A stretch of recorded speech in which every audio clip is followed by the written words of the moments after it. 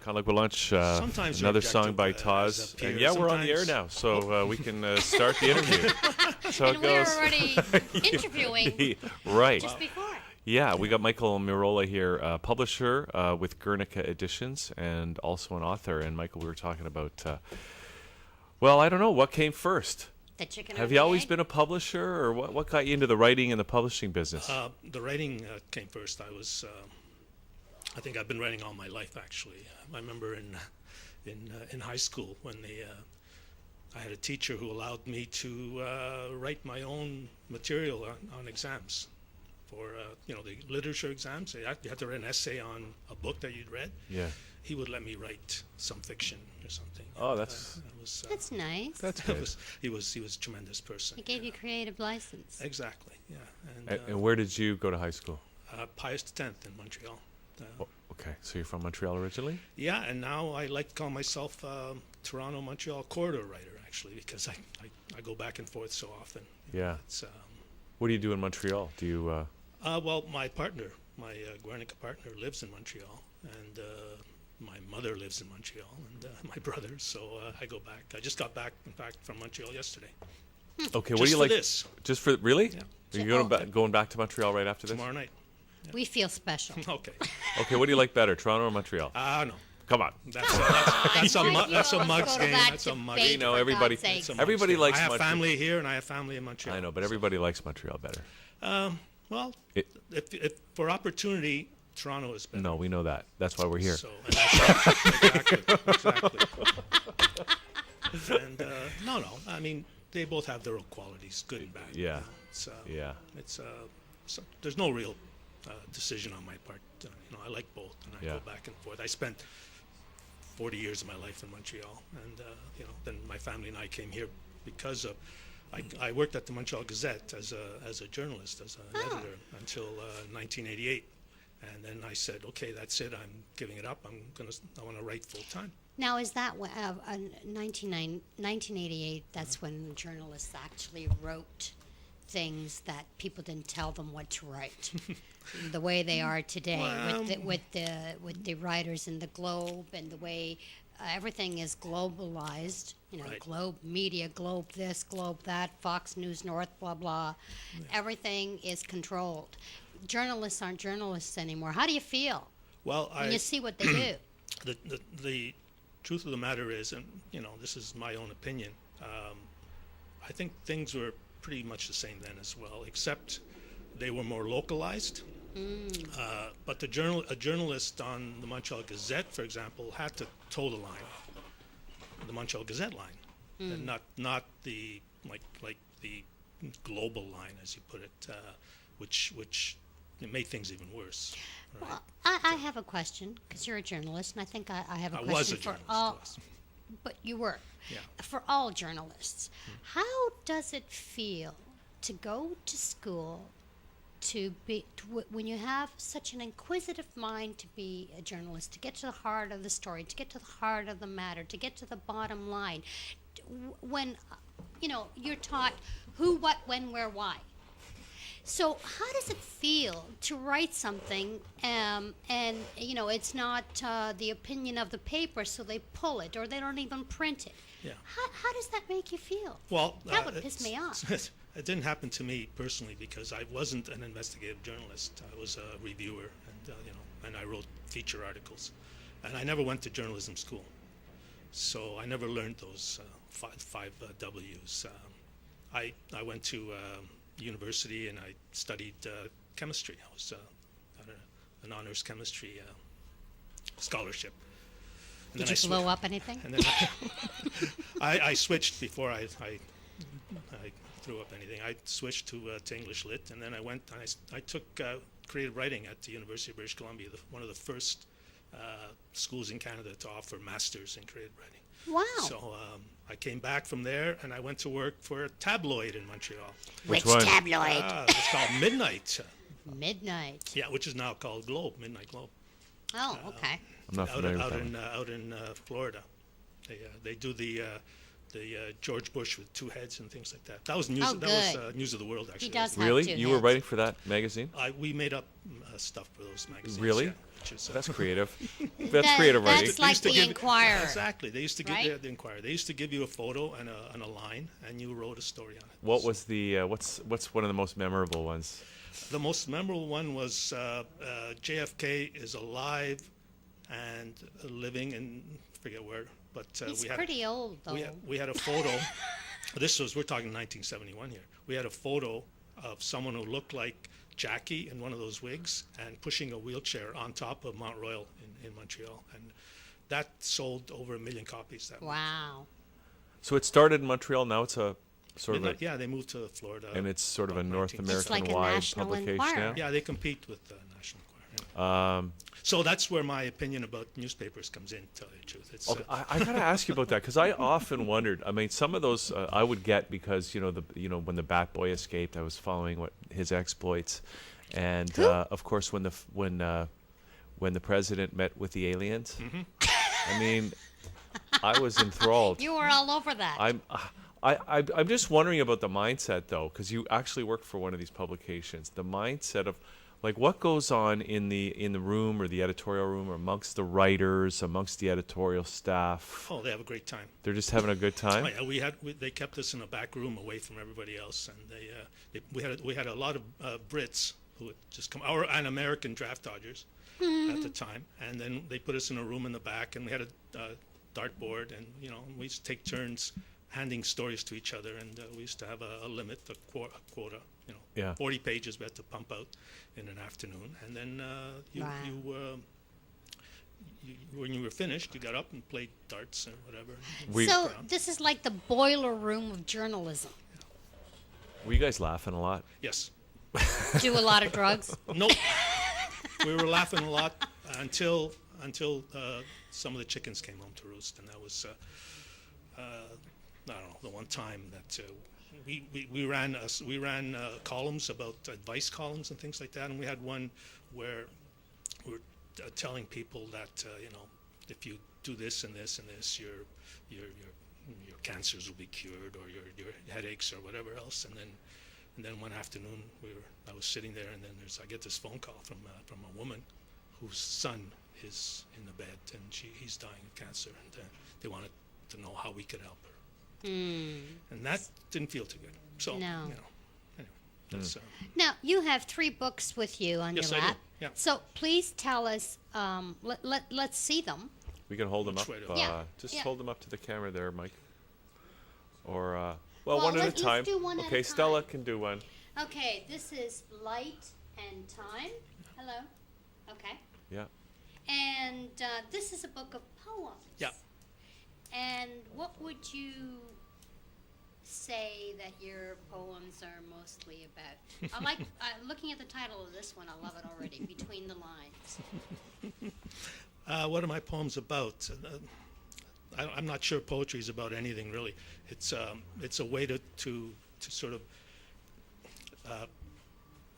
capture the world in words and in concrete images, as opposed to abstract. Like philosophy, for example, is an attempt Something tangible. to capture the world in an abstract way, right? The thoughts and things. So poetry is an attempt to capture the world in the concrete images, and that's what I try to do in my poetry. But I combine it with philosophy because I studied philosophy too. So that's what we're I. all studiers of philosophy because it's life. You know. That's what it is. Everybody tells me, "Oh, you study philosophy, so you know the meaning of life." No, I know logical syllogisms. That's it. Like, give us Well, one. Aristotelian logic, or that sort of thing. But it's the simple things that we live our lives with. We use that kind of logic. We used to anyway. I'm not sure about today, but Okay. it's Yeah, as I was joking around before, I think I was talking about books and how long they are, and you've written 2 more. Yeah, this is your poetry book, but you've got 2 let's novels see here, the other right? one. Okay, this is Berlin. Now, is this about the nightclub? no. It's about a mental patient in Montreal who who's silent for 2 years. He's in a Verdun hospital in Montreal, and he's silent for 2 years until the Berlin Wall goes down. Interesting. Okay. And then he all of a sudden wakes up, starts walking around. He says he has to get back. He has to get back. They sedate him. They check his computer in his room, and they find a novel. They find he's written a novel about a philosophy professor who goes to Berlin for a conference, and all kinds of weird things start to happen to him. Just all kinds of Sounds like things change. The world around him changes as he moves around. And at one point, he thinks everybody's against him. It's all been a big act. They're all actors out there just to get him. He was invited there on purpose, and the whole thing. And then there's Sounds like an intriguing story. There's one underlying thing which I won't tell because that gives away the whole story. So what was it that? When did you write that book, Berlin? That book was written just a little after the wall came down, but I had been to Berlin before that, so I used that part. I used my pre-wall ideas, and then I started writing it when the wall came down. I said, "Oh, this sounds like it's a good way to show a split personality because we never know whether the mental patient and the philosopher are one and the same." Yeah, if the patients are running the asylum or the other way around. That's it. Right? Berlin, as well, was a split personality city at the time. So that was the. And this one, the facility. Okay, now to me, just that title reminds me of a Clancy type book. But it's not. It's not quite. The facility is. It's a And cloning facility. It's a what facility? Cloning facility. Yeah. So. Set in the future. China syndrome? No, not China syndrome. What was the one where they had the people? Altered states? Was it? I don't think remember that had anything to do with cloning. But this is set in the future? Yeah, it's set about 20, 25 years in the future. Now, what was your... why did you want to write about cloning? Well, there were a couple of things. At the time when I started writing this, the prion stuff was going on, the mad cow disease. Right. Okay. And what about that sheep, the first cloning sheep? Right. Was that at the time? I'm not sure if that was at the same time as the mad. I think mad cow came before, if I remember correctly. But so I started thinking about a world where the mad cow disease spread to all the animals, and So the cloning facility is a place where they've created all the animals that no longer exist in the rest of on the rest of the earth. And the story gets going because and this has nothing to do with that. The story gets going with the grandfather of the protagonist sees a little note in one of the newspapers and says that they're looking for genetic material. And he goes to the facility, they let him in, he goes to the facility, and he brings not his own genetic material, but something that he got from the dying Mussolini. Uh-oh. Uh-oh. He was Dun, dun, dun, dun. he was one of the people there who, when they killed Mussolini and hung him upside down, and I'm Italian, by the way, and I don't work in construction, so. Another one There who you doesn't go. work in construction. I am so impressed. And you're not Guido either. Nope. Gino, as we call him in Montreal. Not Guido. Gino, Guido, same thing. So he brings this genetic material to them, and they recreate Mussolini. The problem, of course, is that recreating someone's body is not recreating someone's Essence and experiences and mind and that sort of thing. So he has to retrain them each time, and Retraining the new retrain the Mussolini? Mussolini. He's got to show him all the atrocities he committed and everything. This poor Mussolini is just a guy who wants to be a normal, ordinary human being, and he gets all these atrocities tossed on him. That's part of the story. So this guy then wants to bring, Mussolini back to life and make him the evil Suffer. man that he was. Right. But Make you him got suffer, not... make him suffer. Yeah, you should... Yes, that's what he said. Yeah, I know. I just wanted him to say it Yeah. again, Yeah. so I knew I. So heard that's it part right. of it, but I mean, the story is actually about what it means to be a human being when there's no longer any death, when you get you get reproduced all the time. I mean, how do the main character Fausto, Fausto Contadini is his name, Fausto Citizen, Like Dr. Faustus. tries to recreate a family, tries to start an ordinary life in the facility, but it's kind of hard to do when if a person dies, the same person comes out of the cloning tanks again, and starts all over, and they have to read. And so what does happens? the personality transfer, or No, does it doesn't. At the beginning, yeah? eventually, after they come out a lot of times, then they do start to get their personalities back. They start to become more like they were. Okay. I got a question. Just because of this book set in the future, so you've sort of put your mindset into the future, imagining, envisioning a future, and with your background taking philosophy and your experiences as a journalist. Here we are, it's 2011, 2012 is next year, the Mayan calendar is coming to an end. I mean, a lot of people are looking to the future and having difficulty envisioning where we're going to go from this point forward. I'm just wondering if you have any thoughts beyond what you have in your novels about where we're really going. I'm not the one thing I'm not is a prognosticator. I just don't understand. Things have changed so quickly, and they're becoming exponentially faster and faster and faster that it's really, really hard to predict where we're going to go. You mentioned at one point that we're into a feudal system. Yes, I did. But that was off camera, wasn't it? I don't know.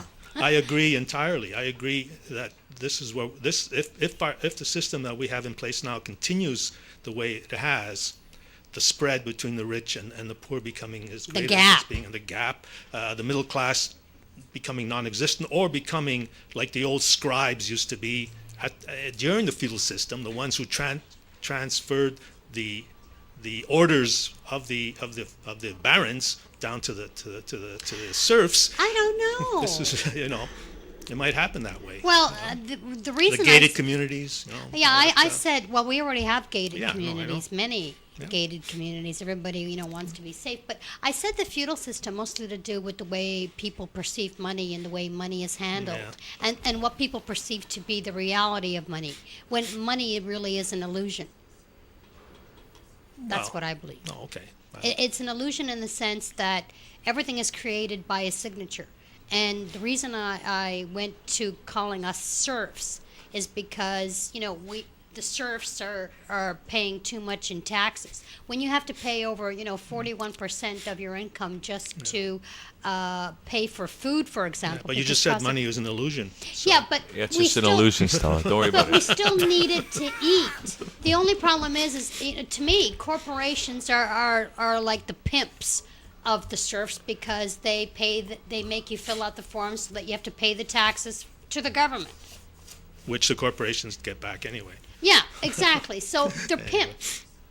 That's what I think corporations are. Do you think are. we can? Do you think there's anything we can do, Michael, to kind of turn things around and make things better rather than vote for the NDP? I don't know. I don't think Jack. They tried that in the last election, and look what happened.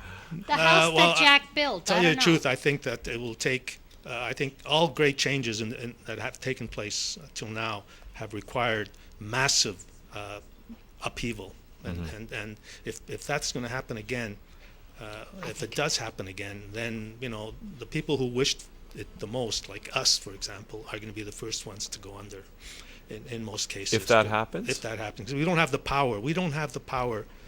Just like the greatest example is the French Revolution. Okay, that's the classic one. The peasants revolted. The peasants revolted, and who gets in the end? What happens? Most of the peasants get destroyed as well as the aristocrats. They all get killed. But the peasants at the end, they turn on each other. Because it's a shark mentality. Because you want your neighbor's property. I mean, that's just like the Salem witch hunts and all of that sort of thing. So I'm not very optimistic about that. But I think, sorry. No, it's okay. I was just going to say, so if you're not optimistic about that, then don't you think that all the people who really want to see less government can do it in a peaceful, civil manner? Until one of the 390 million guns that are in private hands in the United States start to come out. And then I think you're going to be in trouble. Well, personally, I see a huge amount of civil unrest in the U.S. very soon. Yeah. And it has to do with the fact that, their deficit has hit the mark where they just can't print any more money because they don't have it. I mean, the Chinese banks don't want to print any more money. Well, Is that the idea? well, actually, if you look at it, the Chinese started selling the American paper, the Treasury notes, by the end of 2009. So that's actually, I think, incorrect. The Chinese don't want it anymore. And I don't blame them because, when you have 46 out of 50 states being bankrupt and they're paying out more than they're taking in, we have a problem, Houston. Hello. Yeah. But, I mean, there's deficits, as you say, once you said before that it's all an illusion. The money is an illusion. Deficits are also an illusion. Deficits work. Yeah. I mean, when government, when their deficits are for military use or to pay off corporations or to help their friends, then deficits are okay, just like in the Bush administration. When deficits are for healthcare, universal healthcare, or, to help out ordinary people, then the deficits are no good, as Obama's finding out and as Trudeau found out. So.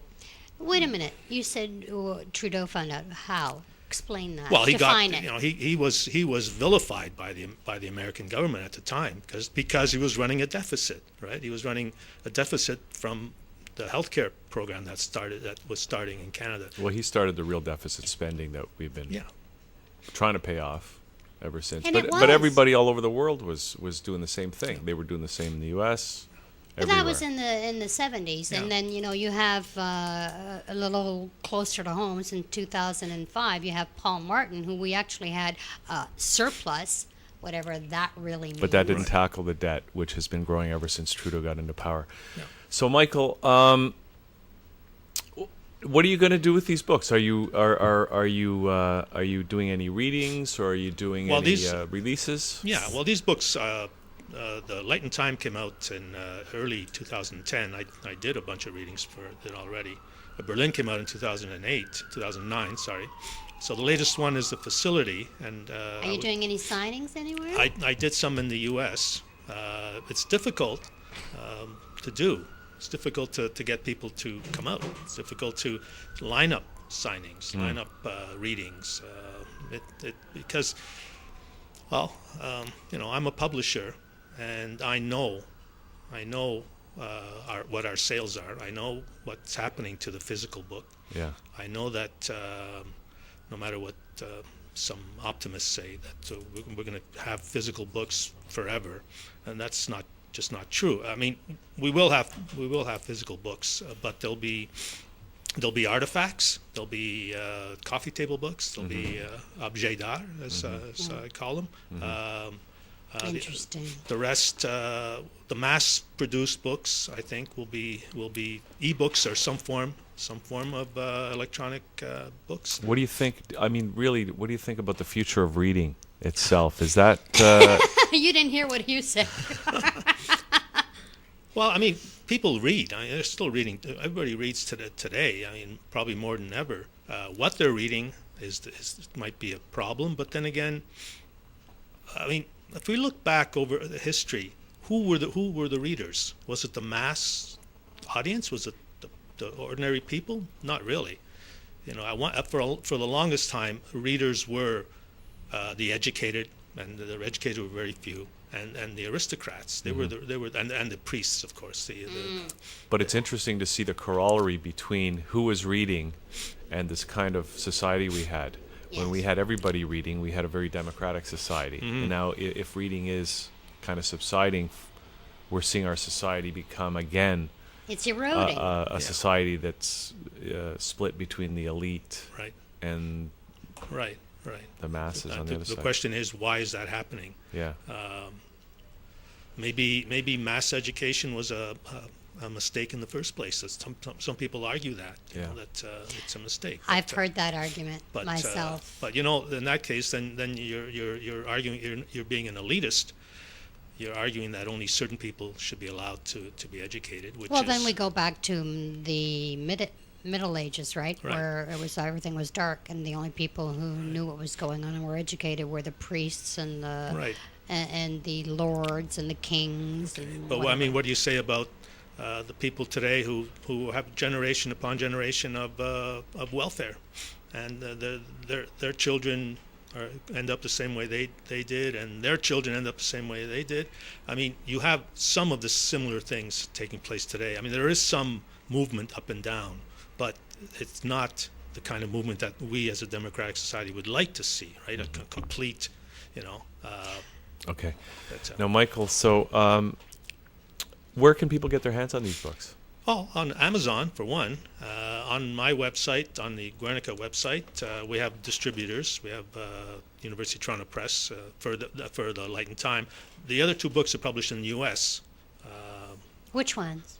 The novels are published in the cool. U.S. And they're available on Amazon.